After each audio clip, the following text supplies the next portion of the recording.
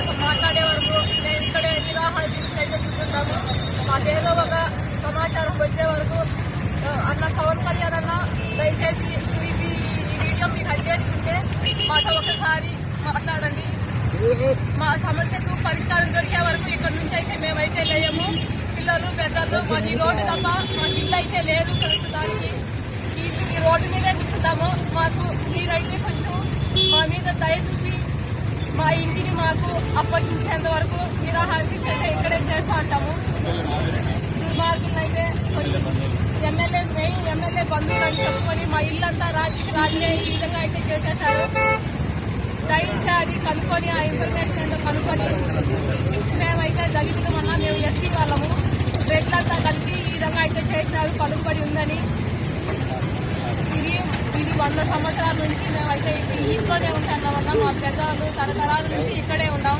రాత్రి 100 మంది వచ్చి మా ఇల్లును అయితే ఇట్లా ధ్వంసం చేసేసి ఇట్లా మా మెల్ల మంగళసూత్రాలు కూడా లాకపోయిన పరిస్థితి అయితే మాకుంది. మాకు ఇంకా ఈ విధంగా చేస్తున్నాం కాబట్టి ఇంకా మమ్మల్ని ఏం చేస్తారో నాకైతే తెలియదు. మాకు ఏం జరిగినా కూడా అంతా వాళ్ళదే బాధ్యత. దయించి వాళ్ళకి సంబంధం లేదు అయినా ఆస్తి కాబట్టి తిరిగి కొట్టేయాలని మా మీద దయించి ఒకసారి ఈ వారు కంటినైతే మీ మాట కొరకు మేము వెయిట్ చేస్తూ ఉంటామన్నా. ఒక్కసారి మాతో మాట్లాడండి ప్లీజ్ అన్న.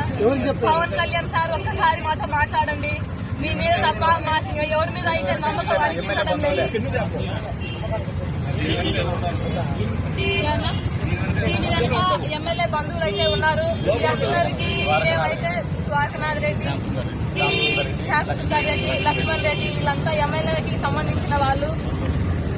మేమైతే దళితులం కాబట్టి మేమేం చేయలేక పెద్ద పెద్దలతో పెట్టుకునే మాకు చేత కాక రాత్రి ముసలోళ్ళు ఉన్నాం, పిల్లోళ్ళు ఉన్నాం, పెద్దోళ్ళు ఉన్నాం, అందరం ఉన్నామన్నా. ఎమ్మెల్యే బంధువులు ఎందుకు మా కొట్టింది? ఎమ్మెల్యే బంధువులు అయితే ఎందుకు కొట్టినారు అంటే వాళ్ళకు సంబంధం వాళ్ళకి సంబంధం లేదు అసలు. మేము కొన్నామని చెప్పి తప్పుడు డాక్యుమెంట్ తో వచ్చినారు.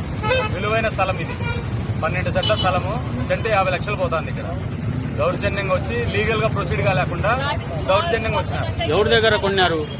తిరుపతి వాళ్ళ దగ్గర కొన్నామన్నారు. మేము ఇక్కడ 5 తరాల నుంచి ఉండే ప్లేస్ మాది.